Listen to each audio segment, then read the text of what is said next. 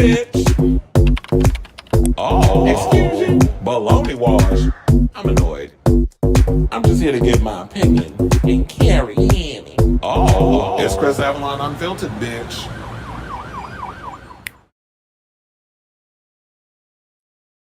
Well, hello, everybody. What's going on? It's your boy, Chris Avalon, and welcome to a brand new episode of Chris Avalon Unfiltered, where we basically just spill all the latest tea on the latest headlines of what's going on the internet, the celebrity news and gossip, all the good stuff that's going on social media and what's trending. We're going to talk about it on this here show. So, for those of you who are, I'm going to give everybody a minute to come in, but, before we get started, do yourselves a solid and hit that like and subscribe button down below if you're watching live on YouTube or anywhere else. Hit that like and subscribe button and also that notification button so that way you'll know when we go live on this situation right over here. So we got a couple of topics to talk about. I was like, oh, there's a lot going on in what's going on in celebrity news and gossip and things. So I was like, let me jump on here and do a show. We got about a couple, we got a few topics. Janet Jackson is basically heading out on, she's rebooting her Together Again tour. I got the dates and all the other stuff and who's going to be her special guest. They had Ludacris in them last year. She got somebody new this year. Fantasia and The Color Purple are reacting. They were serving them pizza and stuff at the Critics' Choice Awards, and people got something to say about it.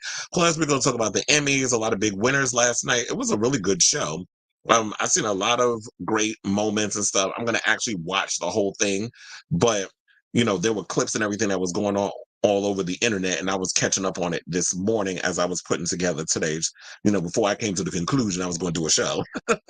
So, they got a lot of big winners. We're going to talk about RuPaul's Drag Race won, big last night. Diddy has resolved his legal dispute with his liquor company who we accuse of racism. 50 Cent is really doing what, working his behind or trying to woo Taraji to come over and work with him on, I guess, one of them 5,000 power spinoffs that he got going on. Plus, Tamar Braxton out here showing her entire ass and being a whole fool again. Can we get through January without a Tamar story? Like, it just seems like she's just going through it. Apparently, she was trying to fight the friend of her, the Dish Nation co-star, Jessie Woo, because apparently Jessie Woo's friend was trying to, slide in JR DMs. So clearly, this man got her out here out like an entire damn fool when it comes to, I don't know, maybe it's the dick. Something going on with her that she getting all, dickmatized over this man. Plus, Aubrey O'Day is being dragged, and rightfully so, because she was trying to use Martin Luther King and quoting him and all this other stuff to promote that Onlyfans. Plus, TJ Holmes and Amy Robach, child, I could have told y'all this from the beginning that this was going to happen, but nobody listens when I talk. So some of y'all got to learn the hard way. So their podcast only been out for a couple of weeks. The ratings is down in the toilet. Like in the beginning, everybody was curious, all this other stuff, but now the ratings is down in the ground. So there's that. And then Drake has got something to say. He's clapped back at Yasiin Bey, aka Yasiin Bey, aka I'm a poet and I know it, aka Mos Def, over what he said that he not hip hop. He basically made music for Target. And all them other little mall situations. So those are the stories that we got planned for today. But yes, so I'm gonna say it again because now I'm seeing people are starting to finally pop up. The number, I guess, the algorithm is doing what it needs to do, and I'm seeing people are finally coming into the room. If y'all are in here, say, "Hey, how you doing?" Before we get to the show, please hit that like and subscribe button and the notification button so that way you will know when I go live with a brand new episode of Chris Avalon Unfiltered. So this is like 2 days in a row I'm doing a show because a lot of stuff is coming out and I don't want to overwhelm myself. So without further ado, let's get into the topics. And our first topic that we're going to get into is Janet Jackson heading out on tour again. So I remember that I think she was, from what I had heard, that she was taking the Together Again. I don't know if it's Together Again tour or she was naming it something else, but I'm assuming that it was the Together Again tour. I saw that she was doing Australia and a couple of European dates. And then I remember when I posted this, I think it was maybe late 2023. I don't exactly remember when. I think it may have been November, December. I'm not sure. So we'll just go with late 2023 to be on the safe side. So when I initially posted that she was going to be going overseas, I think she was doing like the Philippines and stuff like that. people were asking, well, what about America? I'm like, she already did America. She did America. Didn't she do America last year when she was talking about she was going to go, when she was doing it Together Again tour, where she had them 4 backup dancers and it looked like she ain't had much of nothing on that stage, even though Janet, you were icon, but you out here performing like you got Sierra coin, like you on a budget, which I don't get, but if you like it, I love it. That's the show you want to put on, that's the show you put on. So people were asking, but what about America and those other stuff? So come to find out now, she announced today, this morning, that she is heading out on, 35-date tour across the United States. After she, a year after announcing the highly anticipated return to the road with her 9th concert tour. Now, according to Variety, it says produced by Live Nation, the 2023 tour was the highest selling joint of Jackson's career and featured 36 sold out shows. That's probably because she only went out there with, the band, 4 backup dancers, like 2 or 3 costume changes, and she was on a budget. So she didn't really give you like she didn't give you a full on Beyonce, Madonna type of tour. She gave y'all like she was basically performing at the festival. But like I said, look, she saved her some money, and look, it was sold out, and it was the highest grossing tour because she saved her some money. So she being frugal. And she gave y'all choreography. Jenna's still out here doing what she do. I throw a little, I throw the shade because I'm spoiled. Like I want full on extravaganza when I see my icons and my legends. Excuse me. But that's what she was given, and that's what everybody's here for. So we're going to go with it. So it says that the new leg will start on June 4th in California's Acrisure, I think that's how you say it, arena, and includes stops in LA, Chicago, Denver, Cleveland, Brooklyn, and New Jersey, with a final end date of July 30th at Arizona's Footprint Center. Now, the Together Again tour is in celebration of Janet's 50th anniversary of entertainment and honors the milestones for 3 of her most critically acclaimed albums, recognizing 25 years of The Velvet Rope, 30 years of Janet, and 35 years of Rhythm Nation. Nelly will serve as, the supporting part of the show, so he's going to be the special guest, showcasing his greatest hits spanning the last 2 decades. Now, if y'all want tickets, it will be available with pre-sales that start on January 17th at 10 a.m. and continue throughout the week ahead of the general on sale on January 19th at 10 a.m. at livenation.com. So y'all can go over to my website, thekrisavalon.com, where I did do the article and everything. You can go, and the link is there if you want to click on, you want to get your tickets. Or you could just go on Live Nation and see what they got rolling over there. But, as far as our New York goes, she is only doing Barclays Center. I was like, is she going to do Madison Square Garden? She's not doing Madison Square Garden. She's doing Barclays Center. Now, if it so happens that the demand is there and she wants to do Madison Square Garden, maybe they'll add a date. But I think with Madison Square Garden, they got a lot of sports events and stuff coming this summer. So I don't even know if she'll be able to book a situation over there. Just, do Barclays. I mean, I heard Barclays is not even all that appealing because I heard the complaints over people talking about Madonna at the Barclays Center and how that whole setup is over there. It's not her. It's the setup of the arena. So I don't know. I ain't never been to Barclays Center. I've never thought about going all the way to downtown Brooklyn when I prefer in Manhattan and only do shows at MSG. So I don't know how the situation is set up, but I'm gonna take people's word for it. If they didn't like it, then we're just gonna go with what the people say. But it'll be interesting. I say for the whole Janet thing, I am curious to see what exactly it is that she's going to bring in regards of this tour. Like, is she going to give new costumes? Is she actually going to add maybe, for good measure? I mean, I can't do just me and 4 dancers. Okay, if I'm Erica Jane, well, look, first of all, Erica Jane is walking around with more dancers than Janet Jackson, and Janet Jackson's catalog is 3 times the size. But Erica Jane got a whole lot more backup dancers, which is baffling to me. But, her tickets is $7. So I guess, whatever. If y'all like it, I love it. But as far as like Janet and stuff goes, I hope she adds an additional 2. So I need her with 6 backup dancers. She needs some cute clothes. You can work with some independent artists and get them to make you some fierce outfits or whatever the case is. And please give us some new damn choreography. Like, I love that you hit up the signature, the dance choreography that we get from, the Pleasure Principle, or because she ain't doing the chair, not in her mid-50s, the chair dance. Chairography, I guess is what they call it. And she's not gonna do, I mean, and she still does she still does that. But sis, I need you to give us a little something different. But I still love you, Janet. But I'm going to say it like we say it like we mean it on this show. So good luck to you, girl. All right. So, I mean, are y'all excited for the Janet concert? Let me know in the comments. Because I know we got our janitors. I guess that's what they call y'all, janitors.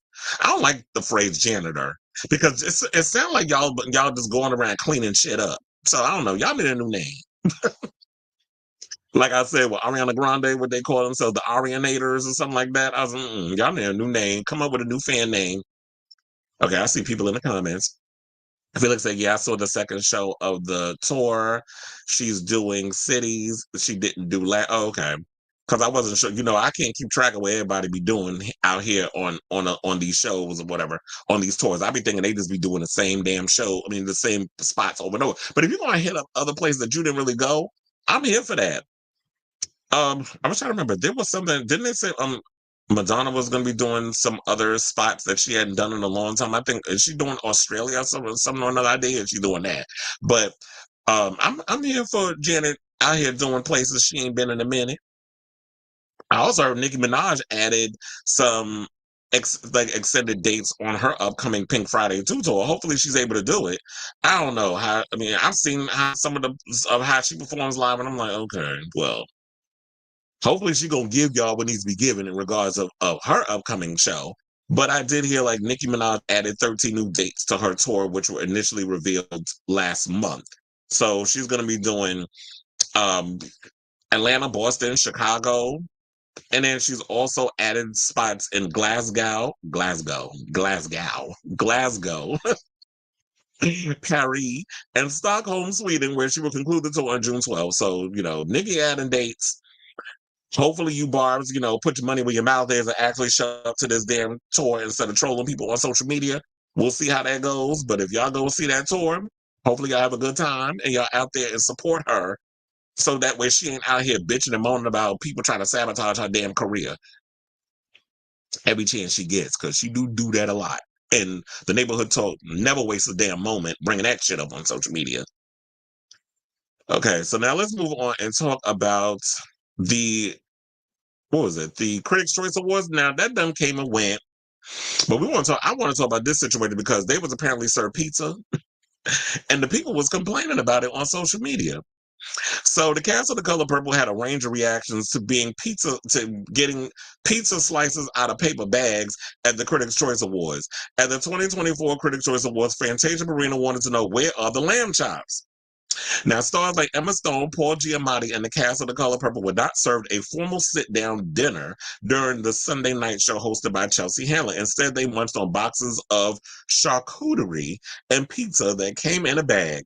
Now, Oprah Daily did show it on their IG, and I did pull it up because I wanted y'all to see it. So let me go to that real quick because I'm like, who in their right mind thought that this was I mean, knowing me, look, knowing me and being that I'm a foodie, I ate the pizza. But of course, afterwards, I would have got me some filet mignon or whatever. No, me for real, I would have went to In-N-Out Burger like Paul Giamatti did. I think that's what he did when he went to was it the Critics' Choice, or was he was at some award show, and I saw that he was sitting up in there. Was it Paul Giamatti or was it oh my God, what the actor's name that was in Jaws? I think it might have been, but I think it was Paul Giamatti that was actually in the In-N-Out Burger. But let's see this clip, and then we'll come back. I gotta turn the audio on. Usually we have a plate of very decorative homes and a lot of liquor. This is like a buffet. We're like a lamb chop. Because and I was like, I think I had more hungry.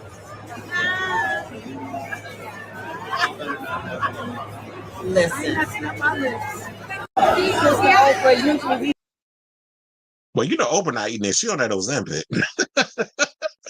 Her stomach, when you taking that Ozempic or one of them Ozempic type medications, you gonna eat when your body tell you to eat. It's not, because it suppresses your appetite and all that other stuff. So I'm with Fantasia. Where was the lamb chop? But I see Danielle. She's like, "Fuck this shit. I'm hungry. I'm gonna eat this damn charcuterie and this, all this other stuff that's going on that y'all giving us." I'm like, "That's cute." When I've been to many events and stuff that are Hollywood event types, and yeah, sometimes you will get the fancy schmancy type of meals, and then there's times when you get like pizza and stuff.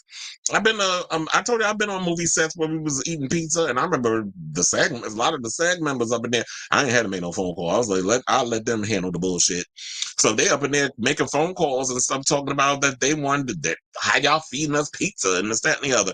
I'm like, look, as long as I get something in my stomach, because I gotta sit here for hours while I'm watching people get awards and I gotta clap and all that. Keep me busy. Give me, have as much wine as y'all or whatever kind of alcohol y'all gonna have at the table, so that way I could, you know, nourish my inside with some liquor. And if I'm hungry, give me some pizza. See, at least with the food being there and you drinking and stuff, it'll slow down the process of you getting drunk. Or, because at least you'll have food in your system, because then the alcohol has to take a longer route to get to the bloodstream. So I would have preferred that. But I get it. They ain't want y'all having all them knives and forks and fancy plates and all this other stuff at the table. I was like, chicken or fish. Like, they ain't want it to be something like that. So I totally get it, Fantasia. But look, it is what it is. And Oprah was like, I ain't saying word, Chad. So I did hear that, because I didn't really watch the Critics' Choice Awards, but I heard that they were nominated for a bunch of awards but didn't win anything. They said they were nominated for Best Picture, Best Acting Ensemble, Best Costume Design, and Best Hair and Makeup. Brooks was also nominated for Best Supporting Actress, and the movie did not take home a win on Sunday, but the cast has been supporting each other on the red carpet and events since the movie premiered on December 25th. And not only that, but you had, look, I see they all sitting in solidarity, sitting, standing, whatever, in solidarity, because all the drama surrounding Oprah not necessarily doing what needs to be done in regards of handling a lot of stuff that was going on behind the scenes. But look, y'all want to sit up in here and look for this white validation. I don't even think The Color Purple is gonna. I mean, I think out of the good graces, and because they don't want to hear no complaints from people, Black Twitter, whatever the case is, because y'all want to sit out here continuously seeking that white validation. I already know it. If they don't nominate this damn movie for any awards, y'all gonna get mad and y'all gonna talk about boycott the goddamn Oscars. But it'd be nice if the same y'all out here who sit up in here and say all this mess would support the NAACP awards. Although I did watch Rustin, and that mother flower, the way the NAACP handled him, that shit pissed me off. So I'll be side-eyeing y'all and how y'all really be doing black people, as long as they fit y'all agenda. But that's a whole nother conversation for a whole nother day. Because Martin Luther King Day was yesterday. So I actually sat and I watched Rustin on account of that, and now it's fresh in my mind. Well, I'm a little peeved at the NAACP on how y'all treated that black gay man who got a lot of things going within the civil rights movement. But a lot of people don't know that story. That's why y'all need to watch that over on Netflix. But nevertheless, I already know y'all gonna get mad when it comes down to it. But I have a feeling like when the NAACP awards come out, the BET, I think the BET also, I forget which one, because they have so many iterations. But don't they usually do like an awards version, like a version where they nominate movies and athletes and all that other stuff? So they try to slide that up in there too. I'm sure when it comes to the black owned stuff or the black award shows, they will be nominating the hell out of The Color Purple. But I feel like they will nominate it just to shut y'all up, but they're not going to walk away with nothing. The way the award season has been, especially when it comes to Oppenheimer and all these other movies that have been coming up, especially when I talk about the Emmy Awards and stuff in a second, and all the big winners, The Color Purple ain't got a chance in hell of, I don't think, reaping any awards. And if they do, it'll probably be Best Song, and Fantasia will probably walk away with that Oscar because she's the singer on it. I don't know if she wrote it or had a hand in writing it, but she'll probably get to walk away with the Oscar on that. So this is why we got to support black-owned stuff and stop always looking for that white validation.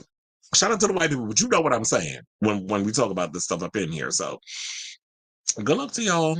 I see we got a comment. It said, "Hey, viewing from so you had." He told the gym, child, I was gonna actually go to the gym today, but I was like, it's cold outside. It was snowing. We had snow. It went from rain and then it was sleet. And I'm like, child, I'm not going out here and risking my whole life to try to work out. So I'm gonna take my ass to the gym tomorrow. But it's good to see you at our favorite establishment working out because we do. Sailor Mermaid and I do attend the same gym in Chelsea. So okay, so let's move on and let's talk about the Emmys. So give a huge congratulations to all the big winners at last night's 2023-24 Primetime Emmy Awards. I didn't really get to watch the awards, but I did see a lot of the speeches I actually liked. Like, I loved RuPaul's speech. I wanted to play some of them on here, but I don't know. Network TV is real funny when it comes to showing stuff on YouTube. I don't want the page to get flagged and then the episode gets taken down, and the people who are going to come on later on and watch the show that's not in the live stream won't get to watch it, because that happened to me already when I did that previously. So I'm not messing with anything I got to do to Universal, NBC, all that other mess. So y'all just going to have to look it up on Twitter, X, whatever the hell you want to call it, or social media, and see the clips for yourself. So I did see I saw Niecy Nash's inspirational speech. I did like what she had to say, and I was like, white people, I don't need y'all, or gay Twitter, or whatever. I don't need white gay Twitter being up here trying to emulate Niecy Nash's speech because I want to do the whole sassy black woman thing and think it's cute for clicks and likes on on your TikToks or whatever the case is. So stand back and stand down. Y'all understand that because that's from Trump. So, or stand back and stand by, whatever the fuck that orange bastard said. But anyway, back to this. So, a lot of big winners, Succession, The Bear, and Beef, cleaned up. Each show, basically, they said they swept in their, the categories of drama, comedy, and limited series. Succession and The Bear tied with leading 6 wins each, and Beef followed closely with 5 trophies. Anthony Anderson hosted, and I'm hearing like Anthony Anderson said he want to host the Oscars. So, if he's saying he want to do the Oscars, I say let him do it. Like, he's stepped in. I feel like Anthony Anderson has moved beyond the whole acting space. Is he another one that, when the acting roles ain't coming in, you got to get another, situation going, another source of income, which would be now he's hosting. He's hosting game shows and things. So now he's hosting award shows. He just did the Emmys. Now he's want to step up and do the Oscars. And since he did such a great job, from what I've seen online, of hosting the Emmys, why not have him host the Oscars? Yeah, we can have a movie. Technically, he is a movie star. And there's been in plenty of movies. So I say it'd be a great idea to bring him in, especially since y'all be getting all bent out of shape when it comes to comedians coming in and telling jokes at y'all damn expense. And so they said that the cast of series, and also I actually love from what I saw online that they were doing a lot of nostalgia stuff. So they were bringing back old casts from old shows that I grew up watching, which was like Cheers, The Sopranos, Ally McBeal, Martin. A lot of the cast members came back for that. Cast of Grey's Anatomy. Even Katherine Heigl was there. And she got fired. The one person who wasn't there was Isaiah Washington. They wasn't bringing his problematic ass up in there.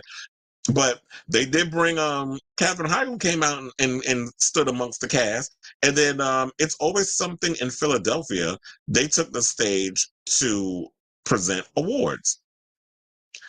And what I hated was the fact that they ignored, like, It's Always Sunny in Philadelphia never really walked away with any awards, or was even, I don't even think they were nominated. And I never really watched the show until when I lived with my former roommates. They used to actually watch the show. Like, my ex-roommate used to binge watch It's Always Sunny in Philadelphia. And I just happened to be walking in and out of the room if I was cooking or if I would eat or whatever the case was. I was sitting watching. That show is so damn rude and hilarious. I didn't realize how, and unfiltered. So a lot of stuff they would do on that show was crazy. And I'm like, why don't y'all nominate it? Because it kind of comes from the Norman Lear school of, comedy, which is like, they said all kinds of crazy shit on there. So congratulations to all the people that won in regards of that award show. And it said that HBO led the way among all networks, which means Succession, The Last of Us, The White Lotus, they all cleaned up and won. They won like 23, they had not 23. What is it? It said the popular zombie apocalypse video game with 24 nominations and season 2 of Mike White's vacation drama. I tried to get into White Lotus. I can't seem to get into. Like, I watch it, I'm like, this shit is boring. But I see like it gets so hyped up by all the other stuff, and then y'all be liking that queer baiting crap that they've been putting on the show. I'm like, unless they really be up in here sucking some D or assimilating it or whatever, and they got some queer characters, I'll get in support. But we're not doing that. you know, let's fake the whole gay thing for a moment when we should actually have characters that represent our community on here. Stop the queer baiting crap. But anyway, to move on from that, because I just want to give a little props to the winners and stuff, especially Beef, because I love me some Stephen Young, and I'm glad that that series that was over on, or that Beef, which is over on Netflix, is getting the reception that it is. That we're getting that representation. That Asians are finally getting their damn, you know, they're getting their what is that? I'm like freezing. They're getting their vibe. They're getting acknowledged and all the other stuff, especially with that show with Michelle Yeoh. I don't know if y'all watching that over on Netflix, but definitely check that one out. What is it? The Brother Son, SUN. Y'all should be watching that show. That show was good too. But to move on, I just want to say a huge congratulations to RuPaul's Drag Race. I even saw T.S. Madison got an Emmy because she's a part of the show. She's a judge. So therefore, she won an Emmy. So y'all, this trans black woman that y'all get a lot of y'all mad on social media is now an Emmy winner. So kudos to her. She is definitely doing what needs to be done. That's my internet sister. Huge congratulations to T.S. Madison. I love T.S. Madison and everything that she stands for. And I'm so mad because if I would have actually went to go to the damn RuPaul's Drag Race season 16 premiere, which I'm going to make sure my ass is there next year for season 17, I would have actually had the opportunity to meet her and tell her, like, oh, I'm so proud of you. Like, I love all of what you're doing and all this other stuff. Because, I root for my peers, the ones that's really out here doing some shit and not out here being messy and wanting, to just upstage bitches. So I don't particularly care for those. But RuPaul's Drag Race beat out The Amazing Race and Survivor, as well as Top Chef and The Voice.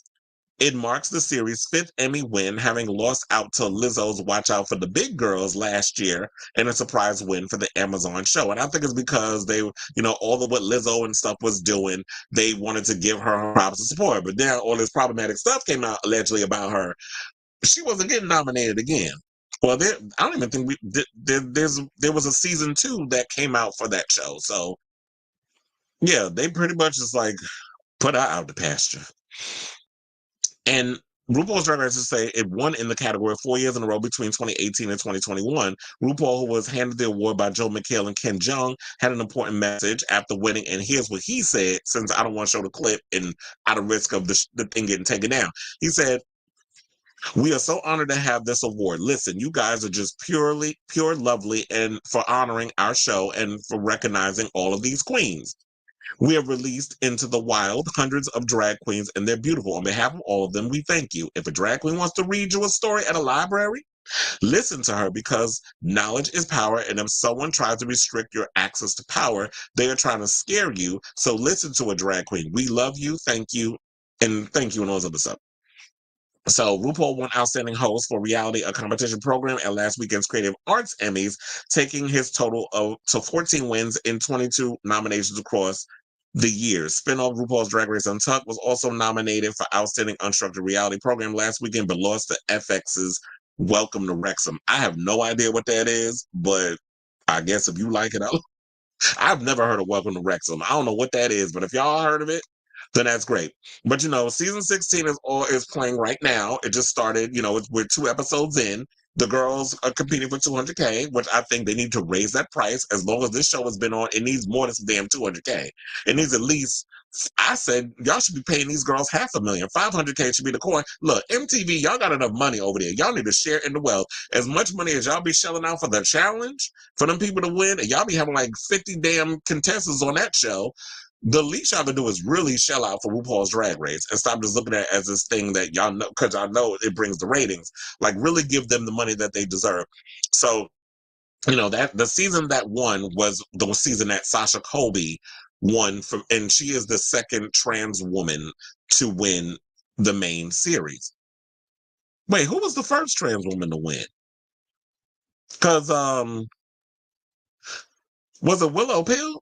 Because I know Willow Pill came out as trans afterwards. Sasha Colby was trans from the beginning. I know we have, for All Stars, it was Kylie Sonique Love, but she was already part of the show and established before she won that season. So, yeah. So I'm like I said before, I'm actually excited for this new season of RuPaul's Drag Race. I did see, I don't know if y'all heard, but Naysha Lopez revealed last week on Roscoe's, the one with Detox and Where My People At? Where My People At?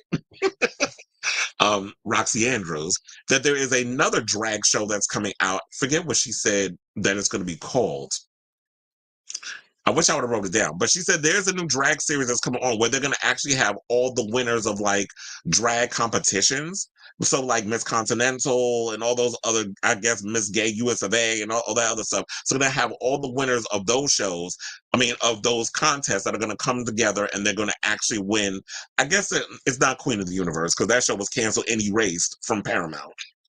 But it's a show where this is going to be like, I forget what the name of it is. If y'all remember, put it in the comments.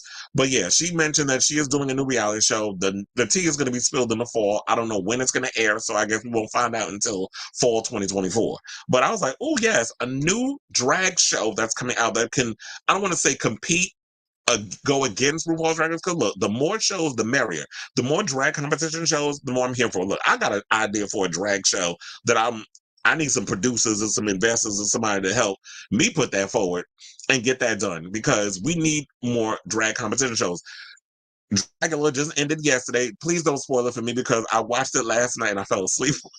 So I don't know who won. So I'm gonna have to So after I'm done with this show and I'm finished doing all the other stuff I need to do, I'm gonna actually go and rewatch Dragula once I'm finished with the show.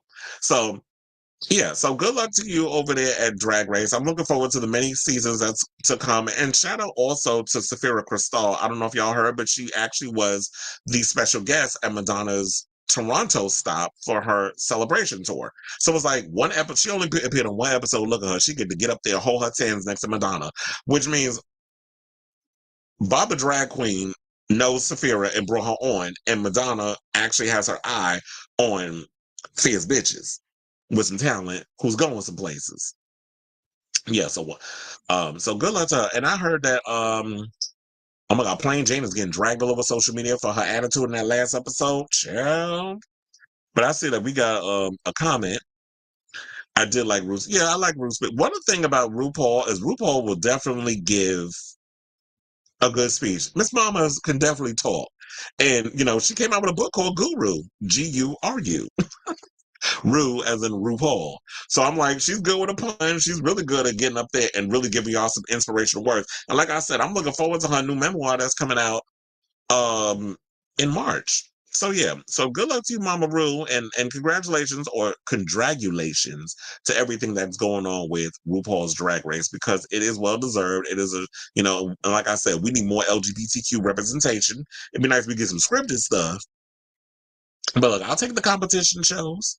So let's move on. And our next topic, which is Diddy, has, he ain't settled all his lawsuits he got going on with the, assaults, but he has dropped his bombshell lawsuit against a liquor company. I think it's Diageo. Is that Italian? Because I've heard that word before. I think it was mentioned it was used in John Wick Chapter 2. He's a Diageo. But anyway, so Diageo, I think is Italian, but I'll just continue the thing. So anyway, he settled the lawsuit after the parties reached a private agreement. So according to Variety, Sean Diddy Combs and Diageo have resolved all disputes. It says both parties announced on Tuesday morning, apparently ending long and complicated legal battle wherein Combs alleged the liquor giant had not supported marketing agreements involving Ciroc vodka and De Leon tequila. The parties announced a resolution in a brief statement severing their business ties. Now, Sean Combs and Diageo have now agreed to resolve their disputes between them. Mr. Combs has withdrawn all his allegations about Diageo and will voluntarily dismiss his lawsuits against Diageo with prejudice. Attributed to both parties reads, Diageo and Mr. Combs have no ongoing issues or ongoing business relationship, either with respect to Ciroc Vodka or De Leon Tequila, which Diageo now solely owns. So I guess what it is that maybe he did all this and he sold his share or whatever the case was to them to make this whole situation go away, because at this point, I don't think Diddy has the money to be fighting lawsuits against people when people are coming at him for his money, especially when he's being sued. So I guess he's like, you know what? I don't have the energy to be fighting with these people over here. Just take y'all shit. I'll sell whatever it is, shares or whatever that he has within his company, and y'all do with it what you will. Just pay me my little bit of, whatever money, pay me out, whatever the case is, and then it'll all go away and it'll be dismissed with prejudice and that sort of thing. So that's what I'm assuming.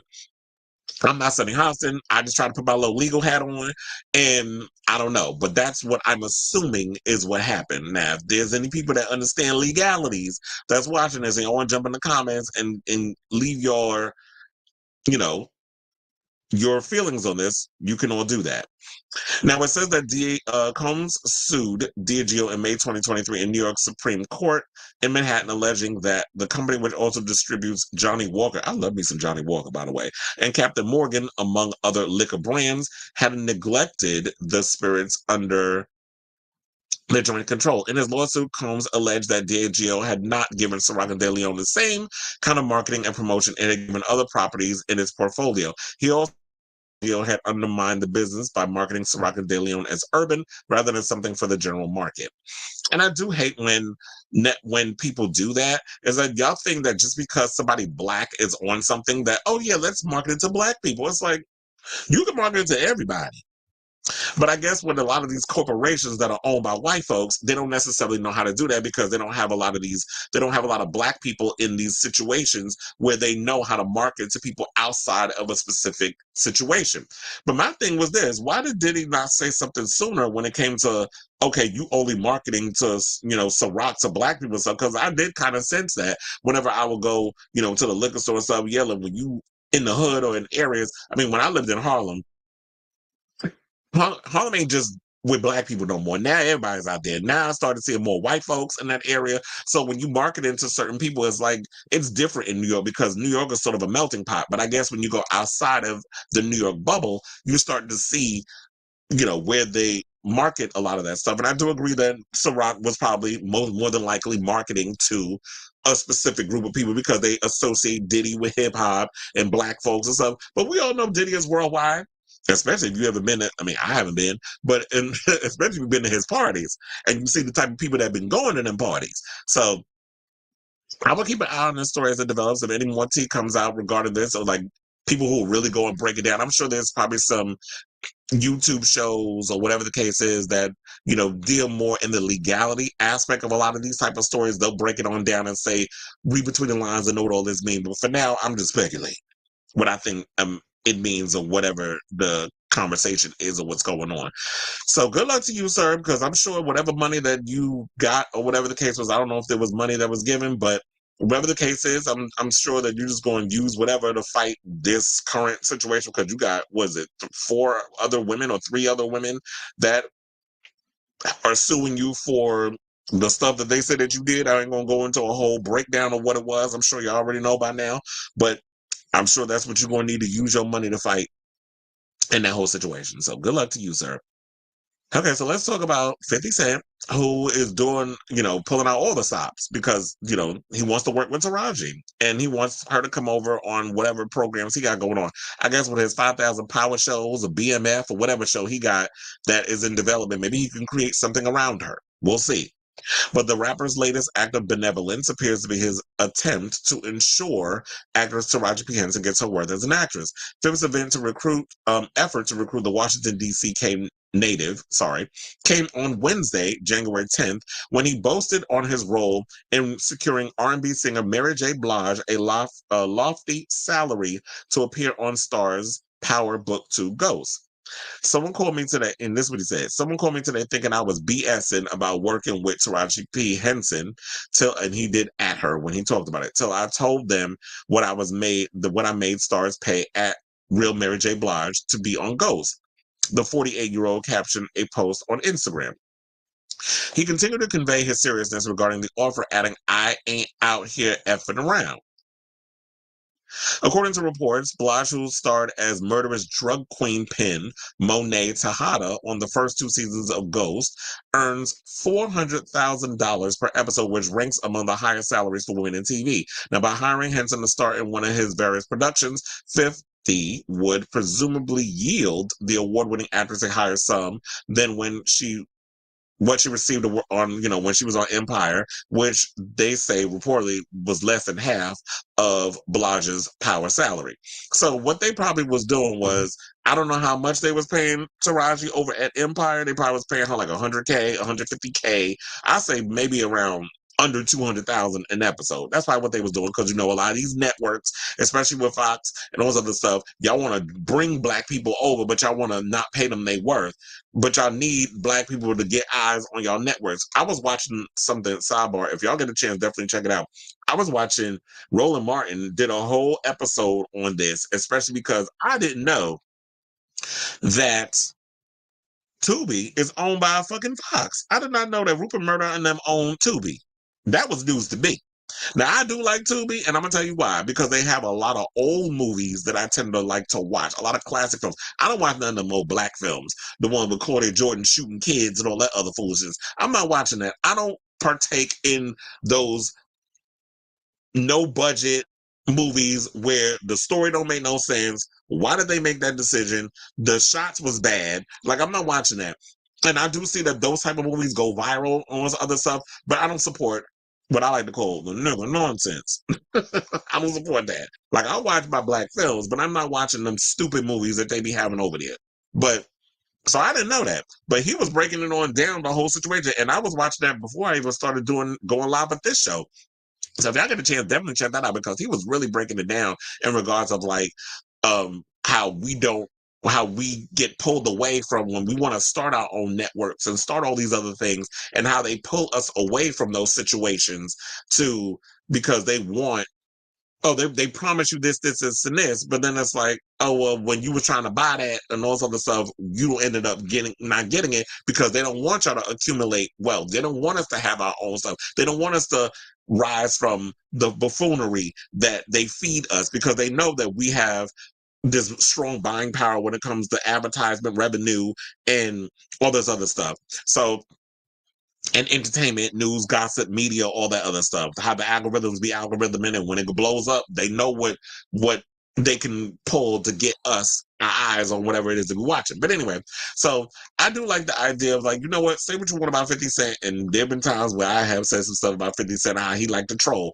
I did see that he went, how he be trolling Madonna. He recently just trolled Diddy over the previous story we just talked about him and the whole, Ciroc and that whole deal. I saw he trolled him over that, because 50 loves trolling Diddy. And then I have to say, like, I like when he shows that he has a heart and he really wants to accumulate black wealth and help people who are worth the money that they're worth get their worth. And that's why I loved, say what you want about Tyler Perry, but I love the fact that Tyler Perry paid Cicely Tyson $1 million for doing a couple of scenes in one of his movies. I love the idea that when Taraji P. Henson came out and said that Tyler Perry paid her worth when she starred in his vehicles, his Tyler Perry productions and all that other stuff. So there are people out here who will see you, who will give you what you're worth if you stick with them and stuff. So I applaud them for doing that. So I don't know. It depends on what the topic is, whatever the product is, whatever the script is. If it's good, then yeah, woo her over there, and I hope she jumps on it. But I don't like the idea of people talking about, well, you should keep this indoors and all this other stuff. Because I saw Funky Dineva did that on his show yesterday, where he was talking about, oh, well, she should have kept this quiet. Like, she should have brought this up and talked about her. I said, sir, I was sitting there saying, because I'm screaming at the TV. You know how we colored people do. We scream at the TV like we having a conversation with the television, which people always look at us weird. But y'all get it. And I'm sitting there like, excuse you. It wasn't that long ago that you were on social media bitching about how you wasn't paid your worth over at Fox Soul. So I don't know how you gonna sit up in here and not empathize. See, now he doing that same bullshit. And I like Donnie, but we got to talk what it is. You doing that same bullshit that Vivica did when she was signing them damn autographs. And then, TMZ answered that question, and you doing that. So it's like, you want people to empathize with you, but then when it comes to her, she should have kept that indoors. Well, sir, you should have kept your shit indoors too. And said that, kept it all this other stuff. So I don't understand. So you wasn't the one to bring that up. But nevertheless, look, I just hope that this situation gets resolved. Taraji gets her worth. Taraji gets her money. And she still continues to not have to work so damn hard. And this is why we as people of color need to invest in our own studios. We need to invest in our own moguls. We need to uplift each other and try to get that money and all the other stuff. And stop trying to look for white validation. Because y'all continue with, I'm sorry for your family seat. You finally left me. And all this other stuff. And then when they'll get treated like shit, and you don't have like you don't have a trailer, y'all don't have no food on the set, you're mad at Oprah. When it's like, why don't we have black caterers? Why don't we have black hair makeup people on these sets? Why don't we investing in a lot of these independent black owned companies that we can have uplift and help us get from point A to point B without looking to the other people? They're going to come over and try to get us. And yeah, the road will be a lot longer to travel. But look, the only way that we can to get what we want to get is we have to just fight that fight and keep going and stop trying to take the shortcut. Oh, yeah, the white people trying to give us all this money and say, okay, yeah, they did that, but then what? Once you get over to that other side and you finally got the acceptance that you want, they're gonna lock you into some shit and then you stuck and then you mad. So good luck on that part. I do see you have a comment. Child. Oh yeah. Felix said she the new Fifi. We talking about excuse me, we talking about Plain Jane. Yeah, Fifi, she was definitely giving Fifi vibes. But and then as far as like her aesthetic and everything, when it came to the drag with Plain Jane, I do not feel like she should have won that. That and she should have won the challenge. My favorite was, oh my God, what? I don't know why I forget her damn name. The Asian chick that, her whole banana aesthetic. She, in my opinion, should have won that first challenge. Look, I already told y'all Hunt Sapphira is top two. I already told y'all, spoiler alert, I told y'all, them two make top two in Drag Race. So I'm already happy that those are my top twos, that we got a New York girl, even though she just came to New York by Taiwan. But I'm glad that we got two East Coast girls, one from Philly, one from New York, that's going to make top two.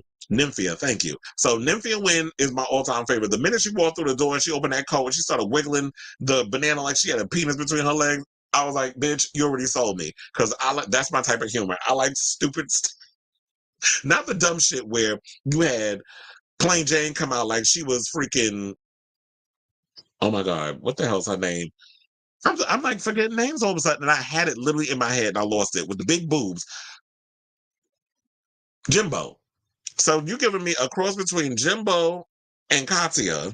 You threw shade at Katya, which already brought people the wrong way when you did your what was it? The when they did the Meet the Queens, she threw shade at Katya. Oh, I'm a real resident. I'll be real resident. I was like, but look, the way you come out, you don't come out of the gate by being a bitch. Because I can understand if it was all in good fun and it's cute or whatever, but when you start to do that and it's like, okay, now the energy that's coming across, it comes across as being spirited. Like if you're gonna do something, really stand by it. Don't just come out because you just want to be, I want to come and give this energy or whatever, and then you get mad over the way people drag it. But I heard people dragging on social media. But what I didn't like was that people was coming out saying, oh, she was the most, she's the best villain on the show in years. So I'm like, well, so we forgot about Mistress Isabel Brooks was on last season, who gave us full-on drama because a lot of you girls are scared of the damn fan base and y'all want to produce yourselves, so y'all want to all act over kumbaya and be boring. That's why I love the old episodes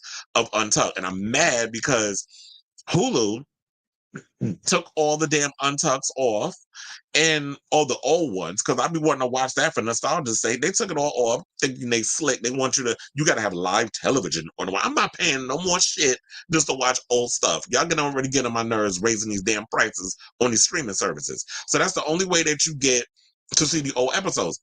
If you go on Paramount Plus, Untucked starts at season 9.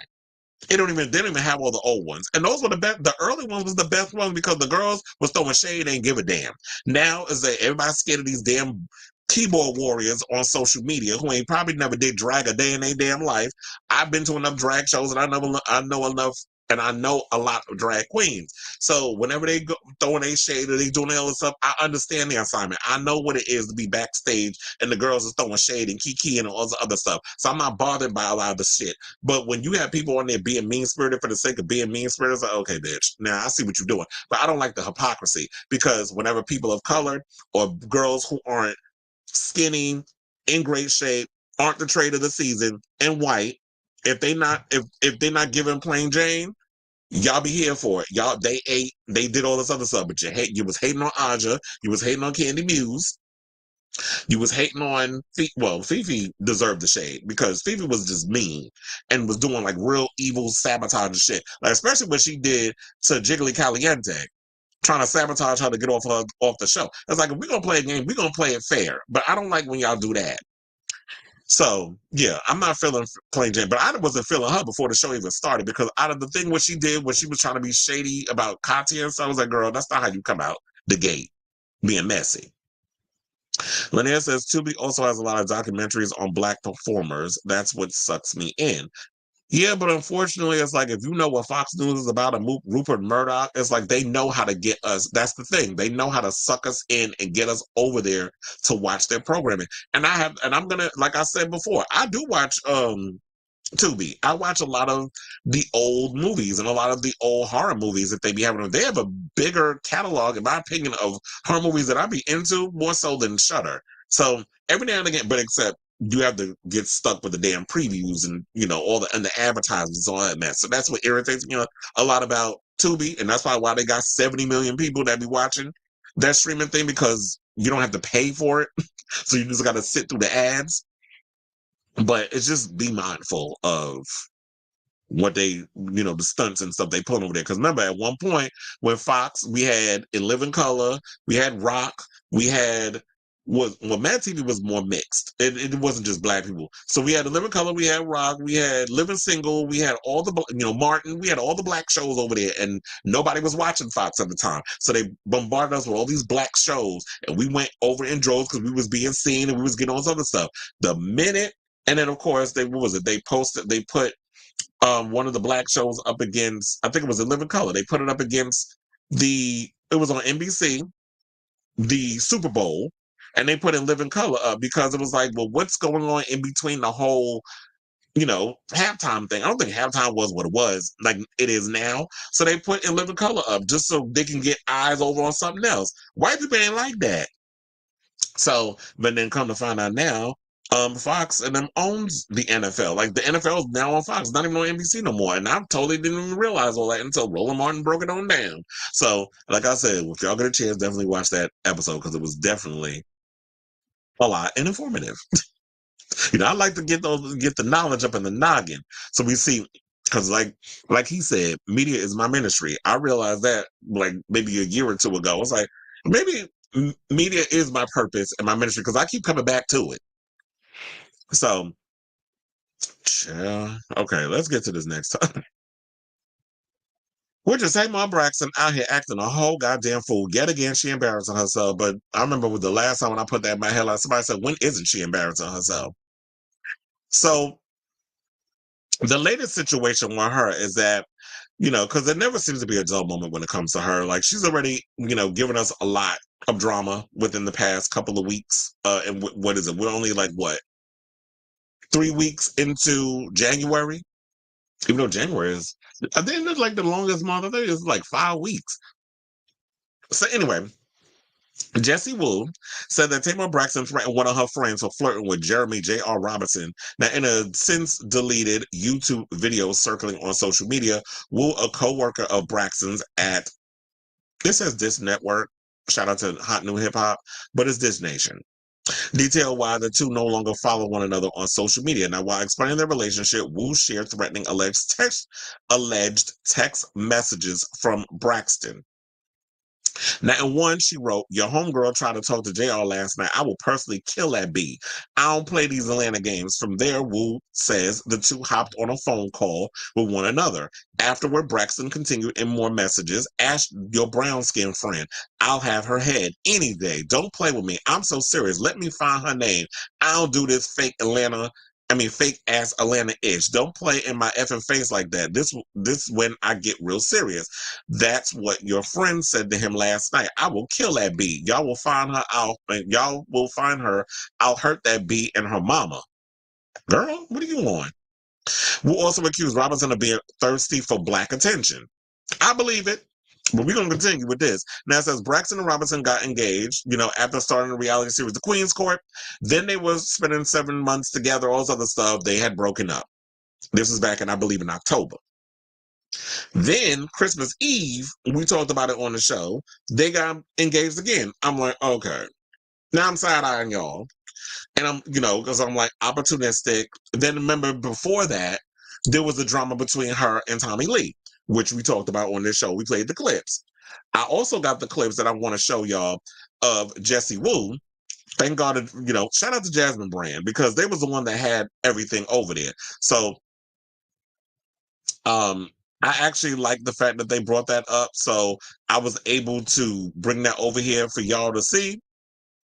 Wait, hold on, because I'm like, it's not popping up yet again. It's always doing this mess. But yeah, so Tamar out here acting like she a damn goon. I'm like, girl, if you don't sit your Fraggle Rock, Janice from the Muppets looking ass down somewhere, because you ain't popping no goddamn body. Don't nobody believe your ass can fight. You from the church. She said, I'm from Baltimore. Okay, Ann, I've been to Baltimore for a family reunion. I got a lot of family in Baltimore, I'll say that. And I went last summer. I was out there with a lot of my family on my father's side, my grandfather's family, the Boones. They from Baltimore. And it's like, yeah, you from Baltimore, but you was probably up in the church. You wasn't out there in the streets, giving us like scenes out of The Wire. Nobody's buying that from you, sis. So we know you are not gonna you're not gonna be fighting. In fact, somebody probably gonna rip that wig off your head and beat your ass with it. But anyway, let me pull up the clip. Oh, it is already here. I was like, let me go over it so that way y'all can hear it because I didn't want to start the whole thing yet. Okay, so these are the text messages. I don't know if y'all can see it, but yeah, these are the text messages that she sent. I'm glad that she was doing screenshots and all the other stuff. So I guess if y'all can, y'all could pause it or whatever. Well, when the live chat and stuff is over and y'all watching the playback. So let's get to the clip of what she said. In certain comments on my YouTube and my socials after I covered the JR and Tommy stuff, and I said that it gave a racist connotation. Some of you were like, wow, like, that's kind of taking it a little too far, like, to say that, him playing with 2 black women. I mean, like, you could say it's messy, but like to say it gives a racist connotation was taking it a little too far. And so I stand by what I said, but also I think that once I give you guys more insight as to some things that has taken place between Tamar and I because of George Washington, I think now you guys will understand really, really why I feel it has a racist undertone. So back in November, I'm in the Delta Sky Lounge. I noticed an uptick in certain ready to board my flight to go to Ghana. You guys saw my Ghana vlog. If you haven't watched it yet, please watch it. And, some of you guys know I went to December. I will be uploading that. Hopefully I do this by like this weekend because this upcoming week I have to have oral surgery and I think I might be out for 2 weeks. Like, it's pretty serious. But anyway. So while I was in the airport in the Delta Sky Lounge waiting for my flight, I get a call from Tamar. You better get your motherfucking friend. Get your motherfucking friend. Your motherfucking friend is about to get her fucking ass whooped. Yeah, he not my nigga right now, but he's still my nigga. Even though we're not together, he's still my nigga. Okay, she knows he's my nigga, and I will fuck her up. I'm from Baltimore. And I'm just like, I'm just sitting there like, what is happening? Like, what's going on? I'm ready to board my flight to go to Ghana. Calm down. She hangs up. So I call her back. I'm like, what is going on? No. Get your fucking friend. Get your fucking friend. Get your fucking friend. I'm like, what is going on? So she says my friend's name, and we're just going to say Rosa.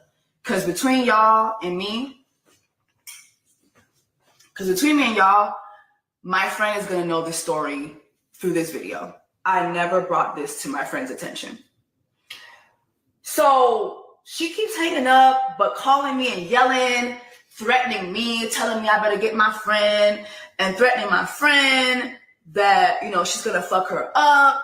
And I'm like, girl, what is happening? What is happening? And in between the calls, like, I'm texting her, and I'll put the screenshots of the text messages too, because people love to say that people be lying. One thing about me, I don't gotta lie. And I just calm down. She hangs up. So I call her back. I'm like, what is going on? Okay. So and so y'all pretty much got the gist. Here's the weird part with me. Why is it that whenever people go on social media and tell y'all what's going on in their personal life regarding whatever, if there's a beef with somebody, that y'all always ready to call them a liar? I don't get like that whole situation. It was even down to the situation with Krishan and punching James Wright Chanel, and y'all talking about, oh well, y'all should have put, even when they released the footage that we saw of them wiping away the blood and it was all this, well, you should have released that a couple of weeks ago. What Tucker? I'm like, well, damn if you do it, damn, y'all will find a reason to just excuse people's freaking behavior. So if somebody comes out and says that so-and-so did this mess or whatever, why can't y'all just take it at face value? Y'all just want, y'all believe whatever y'all want to justify your bullshit. I just don't understand it. And my thing is, I like Tamar. She is a cackle. She is entertaining. However, all this extra stuff she doing is irritating me. And I'm like, girl, what are you doing? Another thing, I don't like black women or black people in general referring to white people. Why are you calling that man yo nigga? Like, what's wrong with you? What is wrong with her? Like, all of a sudden you be around all these hood people and now she thinks she from the ghetto.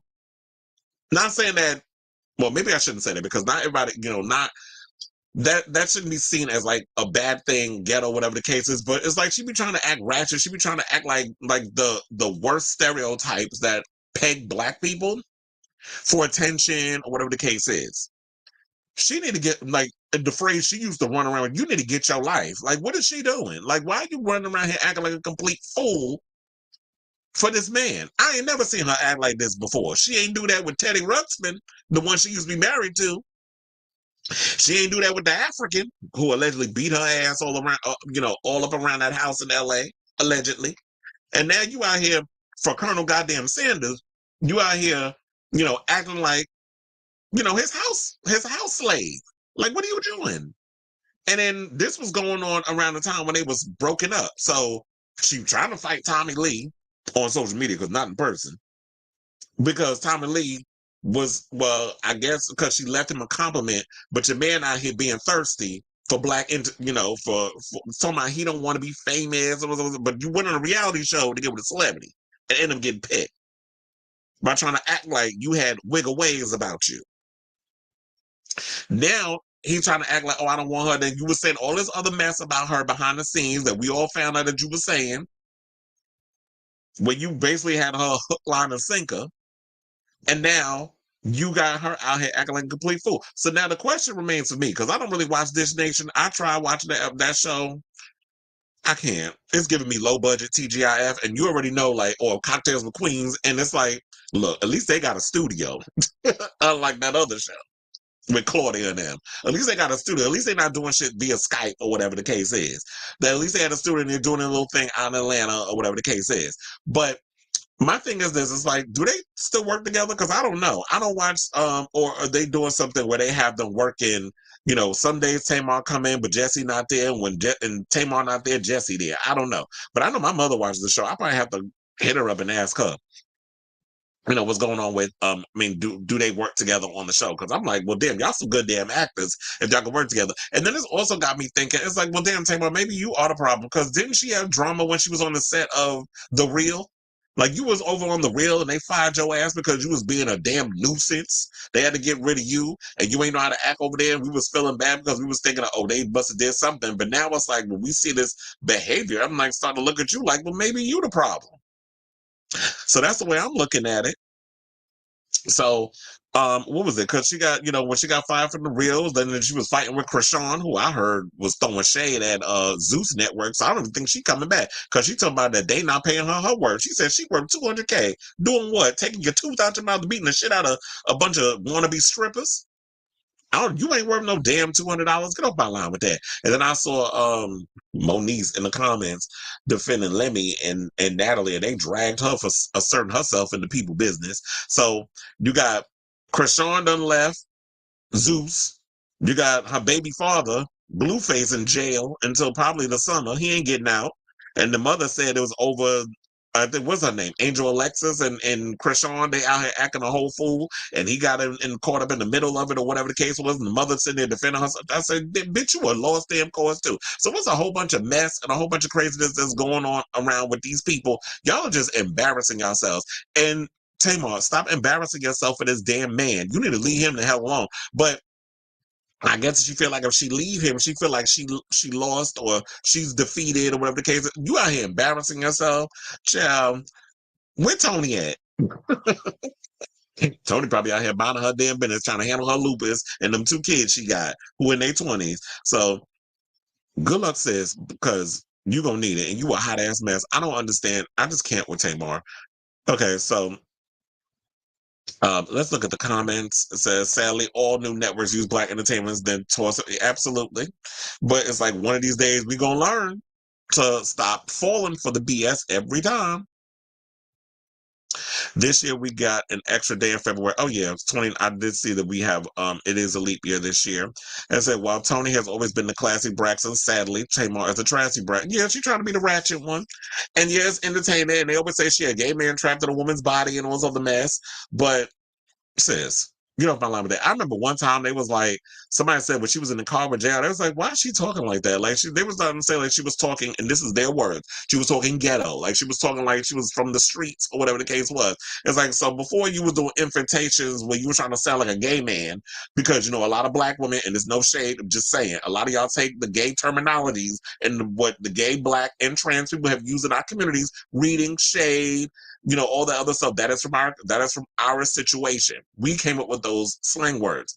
Y'all using that on the line or whatever the case was, and now y'all out here making money off of it. Now I guess she done ran out of using gays as an accessory, and now she want to act like a damn hood rat.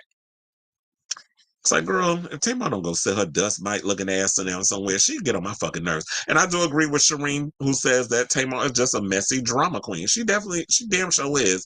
And then Sailor Mermaid said, child, the community will never learn. Many gone. Look, I be trying to tell people, but you know what? I can't fight this fight by my damn self. I say abandon shit, build another community with like-minded black folks with common sense. Exactly. Well, look, that's what I'm out here trying to do. But we need people. I need people to be on the same page. Oh, sidebar. I did see your Teenage Mutant Ninja Turtles designs on your Instagram. You definitely did that with your design. I told her I'm gonna have Sailor Mermaid design my graphic novel or my novel when I finish writing it. Because I'm like, oh, you getting good with the designs. He does good stuff, by the way. Okay, so let's move on and talk about Aubrey O'Day. Child, now this is another hot ass mess. Talking about clout chasing.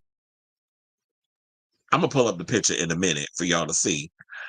So, it's no secret that whenever Martin Luther King's birthday comes around, there's always some bigoted, hypocritical Republican who will misconstrue his words while sitting on the front lines, striking down every human right POCs have fought for, basically. Now, Aubrey O'Day is the latest in a long line of morons who opted to misuse MLK's words while promoting her over-plasticized body on OnlyFans. So I don't know if y'all knew, but yeah, she got an OnlyFans. There was some show that I was watching where she was talking about where she was promoting her OnlyFans, and she showed the guy, I forget what the name of the show was on YouTube, but she was talking about her OnlyFans, and yeah, she be showing everything on there. And I remember that there was one clip she showed, and you hear her moaning in the background. She showed a clip to the dude. I was like, you can't show that on YouTube. But I'm like, sis out here being a mess. But look, however you got to get your coins, get your coins. So yeah, she out here showing her over-plasticized body on social media, and said with the caption, she showed it was a 10-slide carousel where she was promoting, and it was on it was on MLK Day. It said, our lives begin to end the day we become silent about things that matter. So she put that up there. And then it showed, her revealing her clothes when she was rubbing her butt. She had her boobs and stuff out, and people to the social media was like, Black Twitter was like, oh, we're not having this today. They were like, this is disrespectful. This is what one of many critics commented beneath the upload as another remark. This is not it, sis. Show some respect. Another person put, when I look at these pics, Martin Luther King's moving speeches from 1964 are exactly what I think of. Someone else sarcastically added, while a fourth dissenter wrote, please do not disrespect Dr. King by using his words for the good of all mankind to drive traffic to your disgraceful, tasteless, money-grabbing page. I said what I said, sis. Yet another person wondered, it's like, how can I love someone so much, Aubrey, but at the same time want to tell her that this ain't it? Then it was someone who didn't mind what she did, using words and stuff, and put fantastic quote from Martin Luther King, Happy Martin Luther King Day Jr. to you, Aubrey baby, and love you boo, and yes, and that quote and all other mess.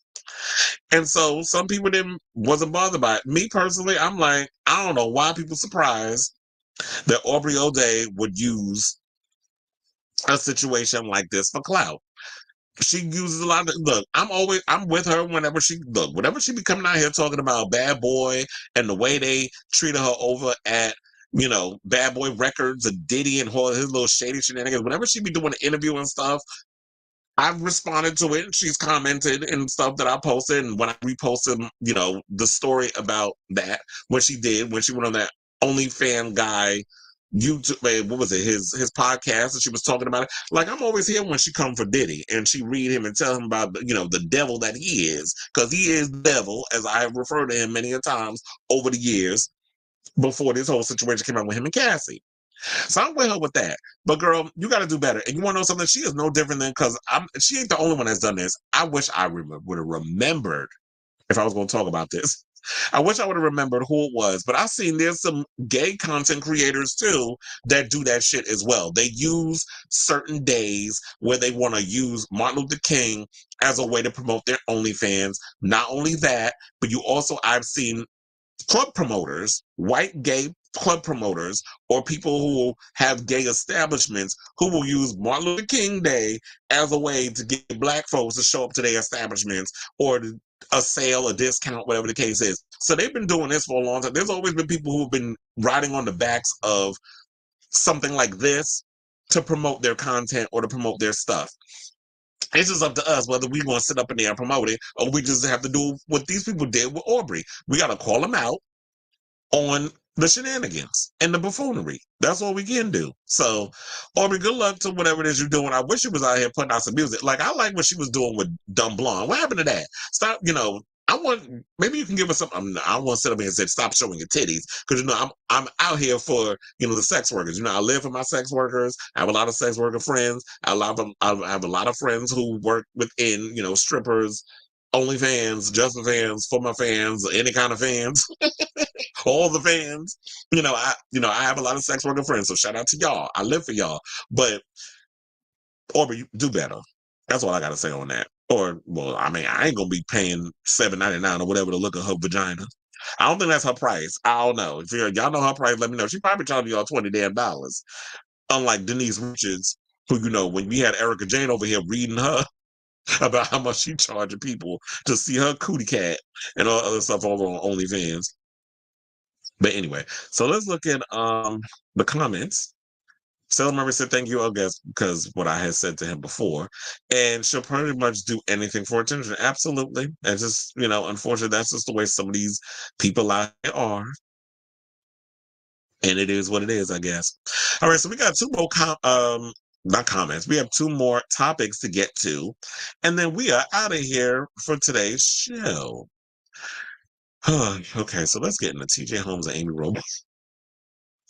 I don't want to laugh. I don't mean to laugh, or maybe I do. But I don't want to say I told y'all so, because I did mention this. I don't think I mentioned it. I don't know if I probably did mention it on the show, but I've mentioned it when I've commented, when I've written the articles on it. Like, y'all really thought that TJ Holmes and Amy Robach was going to be able to sustain curiosity from audiences when it comes to their podcast? I never told y'all that people was going to drop out after the first week.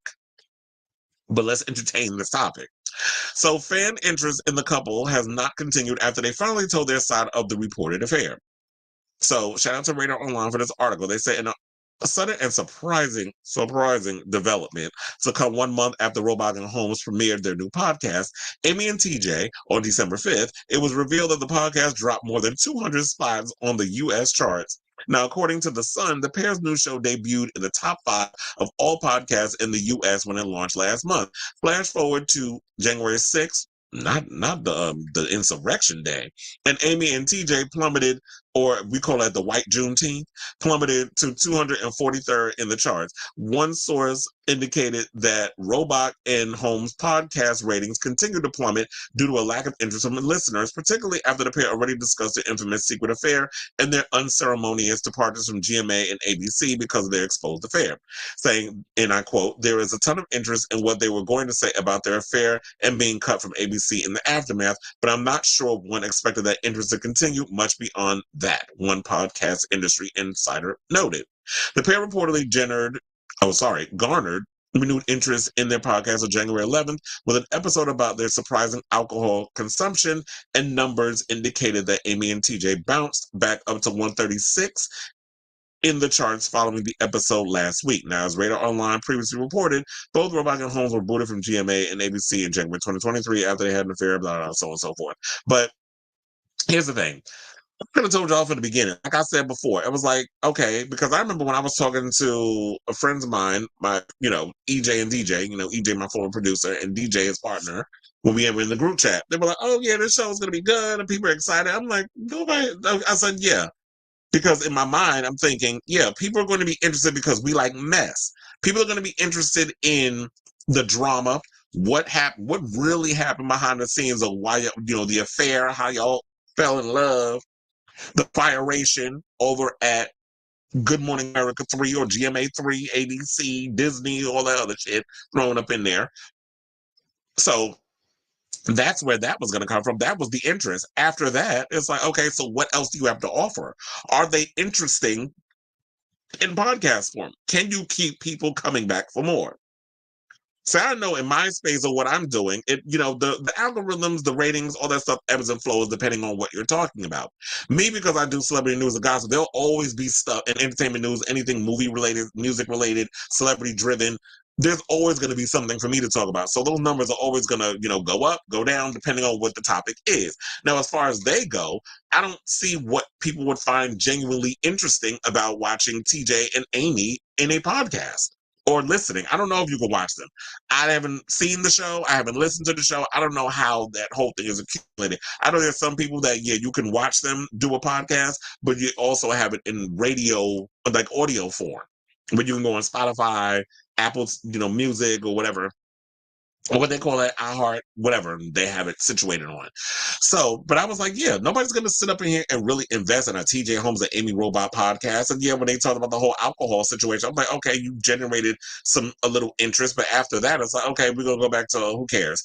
Because I saw like the blogs and stuff brought up that whole alcohol thing. So that's probably what drew interest in that, because I saw a couple of the blogs were talking about it. So that's usually when I find out stuff that's going on with them. And then we talked about on the show how Amy was pissed off because their exes, her ex, Andrew Shue, the actor, remember him from Melrose Place, Elizabeth Shue's brother. She was in a relationship with him. And TJ's ex are now hooking up. And she was mad because she felt that they were taking away from their launch of their podcast. I'm like, if your podcast is really doing what needs to be done, you ain't got to worry about whether or not your exes is taking the energy away from your podcast or whatever the case is. These celebrities be running around so damn insecure, worrying about every damn body else, instead of thinking like, if you feel it within your heart, this is why I love the fact that I love me and I bet on me, because it's like, I don't look at everybody else's competition. I look at the people that do the same shit that I do. We're peers in this situation. Now, however you feel or wherever you take it, that's on you. But for me, it's like, I know what I do over here and I'm not threatened by nobody else, because I've been doing this almost 20 years. Not necessarily podcasting, or the YouTube thing. I've had a YouTube for a long time. I didn't really start investing and taking it seriously and making it more professional until maybe about almost three, well, not even almost three. It has been over 3 years. So almost 4 years that I've been really taking this situation seriously, where I put on a full-on production. So, but other than that, I've always been in the space of doing entertainment news, blogging. I've had many a blogs, in other places. But now it's like I have my own official website that I own the domain and all that other stuff. So yeah, so I'm not insecure about all the other stuff. So, but to me, that would seem like she was given that she was mad that the fact that their exes are now hooking up and hunching allegedly that was going to take away from their tired ass show. And it's like, okay, good for you. May the best, situation win. Good luck to y'all. So that's what all I got to say on that. But good luck to y'all. I don't know what's going to happen. Does that mean like if they continue to plummet down the line? I mean, are they signed to a contract with? I don't know what their deal is or how their podcasting situation works. So does that mean like if they continue to plummet in the ratings that they get dropped from whatever platforms they're on? Like I would have to understand because I'm sure they're probably getting paid with advertising revenue and all other stuff from doing their podcast. Because a lot of those podcasts that you see on the Spotify's and stuff, they all have ads and stuff that runs in between what they're doing. So that's the thing I'd be curious about. But yeah, good luck to you. I do see we have comments. Felix, you are funny. He said, you said it. You have said it before. Yeah, thank you. Because I said, I said, nobody gives a damn about a TJ Holmes or Amy Robach podcast. They really don't. Like, y'all will see, you'll take a gander out of curiosity, but for the most part, y'all are not invested in watching a show unless it's going to give y'all some kind of entertainment. And even when I used to look at TJ and Amy over at GMA, y'all wasn't giving what needs to be given. Like, first of all, I would rather watch Michael Strahan, Keke Palmer, and Sarah Haynes on a show, which is, I don't understand why they canceled that show, but I guess not enough people was watching. I'd rather watch them than some damn TJ and Amy. So yeah, Felix said nobody cares. Exactly. Nobody cares. And it goes to show that nobody cares. The only reason why I told her the ratings went through the roof or whatever was um because people wanted to know the tea from your mouth. They wanted to hear from the horse's mouth regarding the affair. That's all people cared about, yeah. And Robert says, hello, I have arrived. Oh, well, you missed the Janet talk because she's going on tour. And we know how much you love Janet. That was sarcasm, by the way. Okay, so let's get into our final. Wait, was this something? Oh, no, it wasn't. Okay, so let's get into our final topic. And let's give a follow up on this whole Drake situation. Because, Yasiin Bey, who, formerly known as Mos Def, went in and made a comment about, he was asked his opinion on does he think Drake is hip hop? And he said that, I'm paraphrasing, but he basically said that Drake makes music for, like, I guess, the malls, and you hear him in Target, or, you hear him in places like Zara, you hear him walking through the mall, you hear him through, you'll hear his music on, what is it, Walmart, all those other places. So if you're walking through, like, some type of establishment, you're going shopping, you're going to hear a Drake track. So he's like that kind of rapper. And I guess Drake didn't like what he said.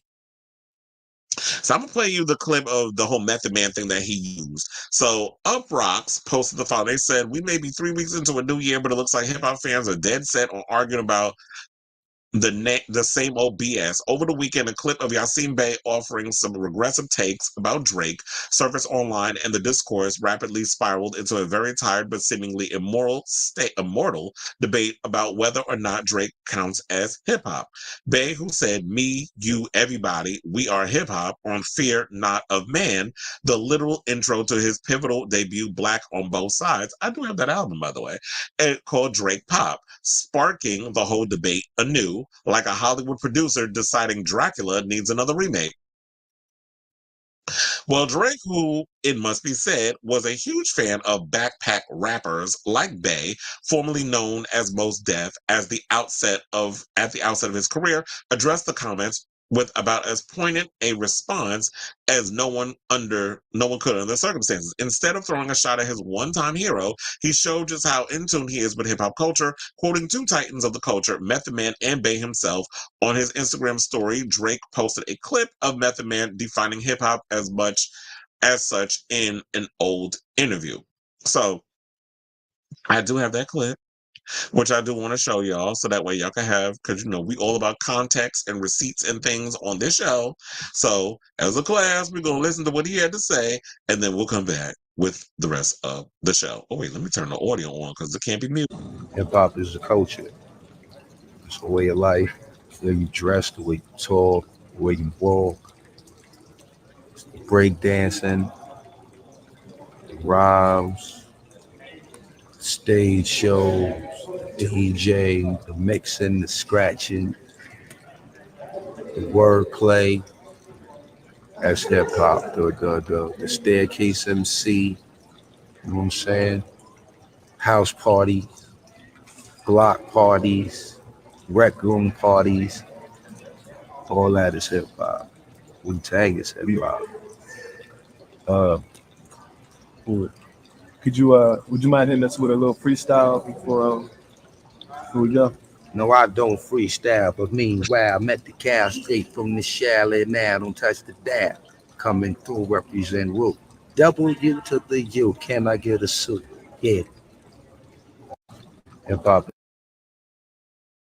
And shout out to Method Man, because Method Man, I have to say, was like one of my favorite rappers growing up, like out of the Wu-Tang.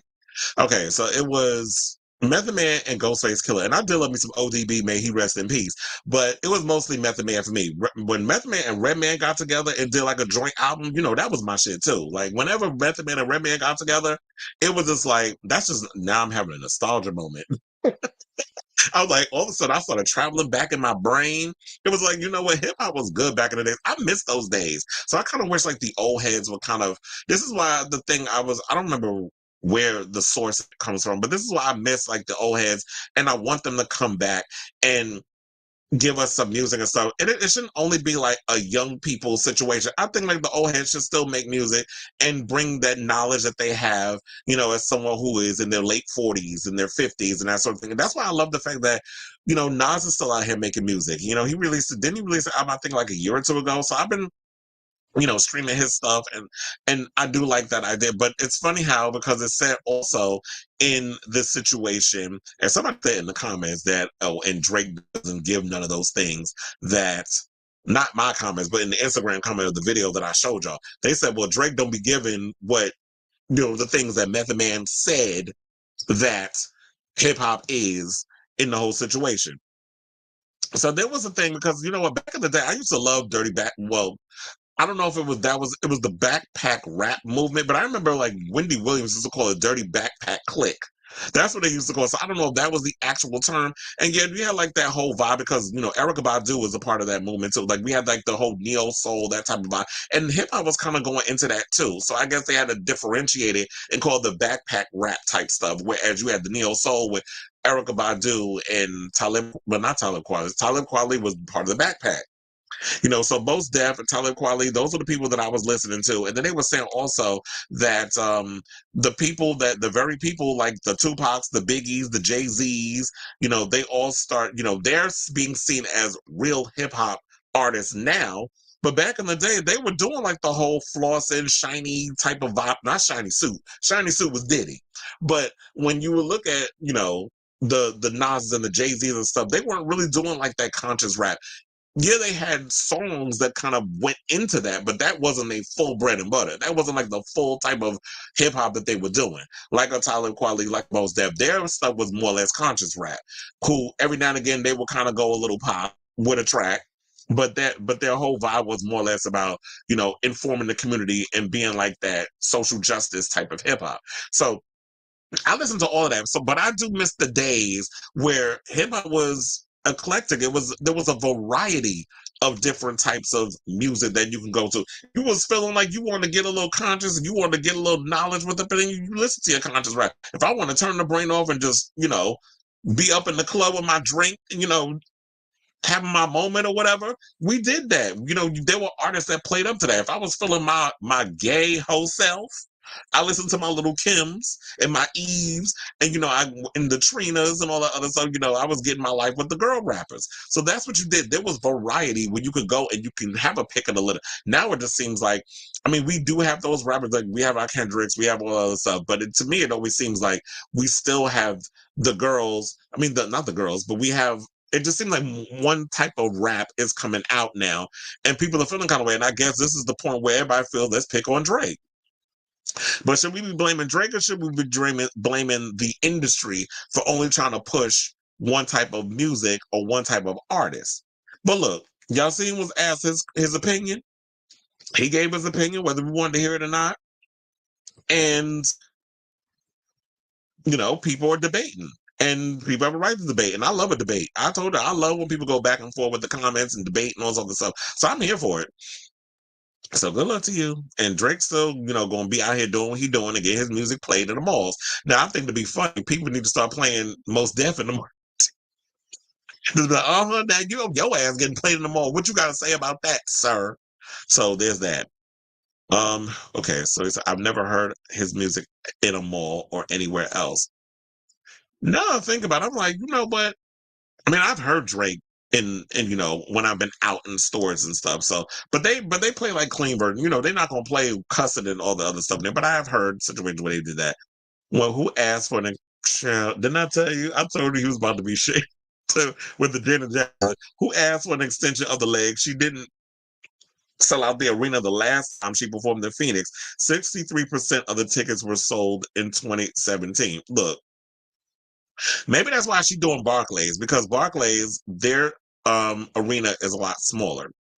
So she's able to perform there. And I guess that's where she is going to perform. But look, Janet got her fans. Like I said before, she's going to give y'all the same choreography, the same high ponytail, the same costumes, the same 4 backup dances. And that's what people like. People like familiarity. Me, when it comes to my artists, and that's not no shade to Janet, I love my legends and my icons, but I feel like y'all need to stop being lazy and y'all need to step it up. In regards of, if you're going to continue to be out here and performing, you're just going to be doing karaoke versions of your damn hits.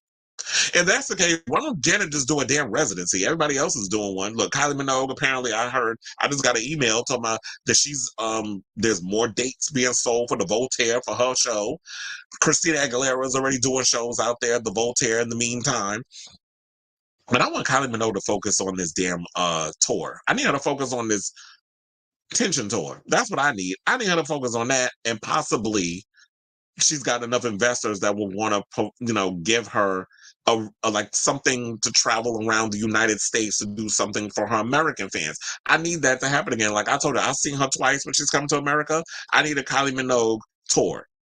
So, in the US, I need for her to do, I don't want to have to, invest like a lot of artists whenever they come from overseas and they want to come to America. It's like you have to literally spend 2 years here to establish yourself so that way fickle ass Americans can invest in your music and your talent. And it's like that's irritating. I'd rather just stick to the rivers and the lakes that I'm used to. But if I have to come to America and I could do a smaller venue and just do multiple nights, I would do like a 2-night show at. Maybe she could do, I don't know if Kylie would be able to sell out Madison Square Garden. Or maybe she could, because, the amount of gays that will show up, the same amount of gays that will go to a Madonna concert is the same amount of gays and, people will show up to, Madison Square. So maybe she could sell out. But I would say, like, if she can't do Madison Square Garden has the theater inside of Madison Square. What is it? I don't know if it's the Hulu theater, but it's the theater, which is another theater within Madison Square Garden. So they have 2 establishments in there. So she could do that, establish that place. It's a pretty nice, it's a reasonably big enough space that she could do a show there. She could do like 2 or 3 nights there, maybe 5, I don't know, and just do like New York, Chicago, all those other spots, and make her coins. And if she got to do like the smaller venues, I don't know how they would take her in Tennessee or a lot of the red state type places. I don't know if she would feature there, but I would like to see her in the blue spots, a lot of blue or city tours or whatever the case is. Look, them same 33 days Janet doing, Kylie could do them shits. He said we'll get a Rihanna album before New Jersey. Yeah, because what happened to, what is it, Black Diamond? What happened to that album? Waiting for new music from Janet is like 88 years. Aqua learned how much they were loved in the U.S. and was shocked at their first U.S. tour. So that's why I was like, too, because I'm like, I don't know why they're shocked. First of all, I grew up on Aqua. Yes, they had more hits than Barbie Girl. I know a lot of people be looking like, them one-hit wonders? To who? Maybe they're a one-hit wonder. And I think maybe they were shocked because Barbie Girl, and we already know how the industry is when it comes to promoting artists and stuff. Y'all be freaking lazy. They look at, okay, so Barbie Girl was like this infectious hit. I remember they got sued, but they won the lawsuit because Mattel tried it. And that's why I was mad, because I was like, why didn't they use it? Would have been such an easy thing to use that song for the Barbie movie, which in my opinion was overrated. I watched it, I'm like, really? This shit was overhyped. It was all right. But with the whole Barbie situation, I was like, they could have used that song. And then Lenny, or I think it's her, Lenny, or however you say her name, she was surprised that Aqua's tour. So I'm like, yeah, the fans love Aqua. And I think the younger generation is discovering the song because of the Barbie movie. Even though the song in the movie, it was sampled by Nicki Minaj, so in Ice Spice. So that's the whole vibe. And their songs are cute. They're like mindless, fun Euro dance tracks, and I thoroughly enjoyed it. Look, I had my cheesy music era. I used to look. I'll tell y'all. I used to listen to Alice DJ. I used to listen to. Well, I still do listen to Aqua every now and again from working out at the gym, because I be with some people be like, it might be about Beyonce and stuff, and I do listen to my Beyonce. But child, if I really want to get into my oats, my gay oats, and I'm working out, I will put on some Aqua. I will put on some Alice DJ. I will put on some Venga Boys. Remember them? They still out here touring too. So I used to I listen to a lot of that stuff. So I'm not surprised that, Aqua is surprised that they have such a loving fan base in America. There's a lot of us out here who like cheesy, mindless dance music, and we just want to go and have a good time. Not, it's so much going on in the world right now where, with wars and stuff going on, people mad if you look at them a certain way, people getting shot at, stabbed at, the rent is too high, food prices is through the damn roof. There's a lot of drama going on. Some people just want to shut off the drama in the world and all the craziness and just want to be entertained and have a good time. And Aqua is that group that gives that, and I'm hoping with this show, I'm doing that as well. Even though sometimes we do go on a little tangent about political stuff, and it because it falls within the whole situation. But yeah, but I hope I bring that with the show. Wait, what does that mean? Ricky Lake was Venga Boy's residency? I don't know what that means. Oh, you know what I was thinking about the other day? If y'all follow me on TikTok, I did post the Ricky Lake themes. And I was like, this was my shit back in the day. I remember when I was a kid, I used to but I used to rush to finish my homework so I could watch the Ricky Lake show. Because my mother was like, y'all ain't watching no TV. You can't do none of that stuff until you finish, until you finish your homework. I used to rush into and first of all, I was a smart kid in school. Like I went to a school for gifted and talented kids, all this other stuff. So when it came to that, so that's what that meant. He was saying that they appeared on the show. I kind of wish they would show old reruns of Ricky Lake, because I used to love that theme song. That was like my shit. And then they changed it and I got mad. But the original theme song that they had back in the day, and I posted it on my TikTok, because I was like, this is some nostalgia right here. She had a good theme song. Back in the day, I missed the days when they used to do theme songs and jingles and all that other stuff. So yeah, and the thing with Ricky Lake, I used to love the fact that they used to play a lot of dance music artists on there. First of all, they had a lot of drag queens on the show too, so I used to look forward to that. They had the gay storylines, the drag queen. They wasn't making a mockery of the gays like Jerry Springer and Jenny Jones. Remember when Jenny Jones got canceled because y'all had that little gay storyline and that man got mad and killed that crush of his? So when y'all would go on and y'all would make a mockery, and even Geraldo. I used to live in Geraldo and stuff when the drag queens and RuPaul used to go on Geraldo before people even knew who RuPaul was.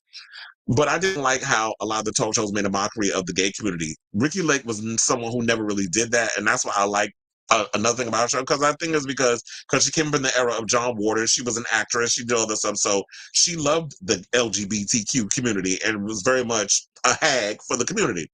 So that's why we live for her. But I love the fact that when Ricky Lake used to do, like, she used to have the Venga Boys, as you say. She had Crystal Waters will pop up on the show, Amber, all the Euro dance artists from back in the day that was on Tommy Boy Records and that was out here doing what needed to be done because the 90s was it when it came to the dance music. So she used to bring a lot of those Euro dance artists and stuff, on her show. So I used to live for that. I was like, yes, this show was lit. And that show was basically for the young demographic. That's why I also like Ricky Lake. I think one of my classmates was actually on the Ricky Lake show too. It's about her man cheating on her, some man. Because she was a teen mom. But anyway, so yeah, there's that. So I guess we're at the end of the show. I went on a whole Ricky Lake tangent. But sometimes that happens on the show. So yeah, we are at the end of the show. Tune in next time for a brand new episode of Chris Avalon Unfiltered. I was like trying to turn this thing off, but my banners are bannering. Yeah, there it is. All right, so thank you all for watching. Tune in next week next week. Tune in, whenever we decide to go live and do another episode of the Chris Avalon Unfiltered show, podcast, whatever you want to call it. It is what it is. So hit that like button, that notification button, all that good stuff, so that way you'll know when we go live with another show. Who knows? There might be a lot of stuff coming out tomorrow. I may do another show again. So thank you all for watching. And those of you who have me on in the background, thank you all for listening. I forgot, there was a guy that hit me up in the comments yesterday because I spoiled who the killer was in Scream, and I will be more mindful that when I do spoilers that I will have to put a disclaimer before I spoil, because I didn't know people still have not finished watching Scream 6 or seen the movie. So even though the movie been out, a year? Come March. So yeah, I will be more mindful because I forgot to bring that up too. I will be more mindful when I do spoilers and stuff in the conversations when people who watch the show. So I see you. I told you I read the comments. So yeah. So love you all. And until next time, ciao, darlings.